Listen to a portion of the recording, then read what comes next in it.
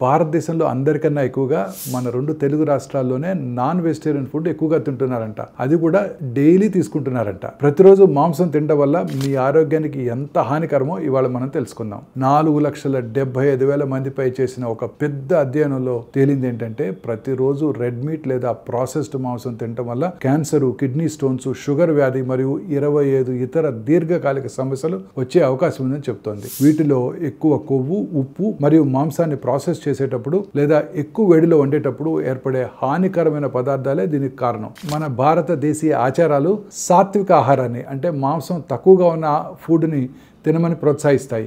ఈ సాత్విక ఆహారం అనేక అధ్యయనాల ప్రకారం గుండె సమస్యలు మరియు క్యాన్సర్ ప్రమాదాన్ని కూడా తగ్గిస్తాయి. మన పెద్దలు ఆధ్యాత్మిక కారణాల కోసం చేసినవి ఇప్పుడు ఆరోగ్య కారణాల కోసం సరైనవని ఈ పరిశోధనలు చెప్తున్నాయి. సో నాన్ వెజిటేరియన్ ఫుడ్ తినడం కనుక ఆపినట్టయితే దీర్ఘకాలిక వ్యాధులు వచ్చే అవకాశాలు తక్కువగా ఉంటాయి. బ్యాలెన్స్డ్ గా ఉండండి, నాన్ వెజిటేరియన్ ఫుడ్ తక్కువగా తినండి. సో ఆరోగ్యకరమైన ఆహారం అంటే సీజనల్ ఫ్రూట్స్, కాయగూరలు, ఆకుకూరలు, నట్స్ అంటే జీడిపప్పులు, బాదం పప్పులు, పిస్తా పప్పులు ఇవి ఎక్కువగా తీసుకోండి.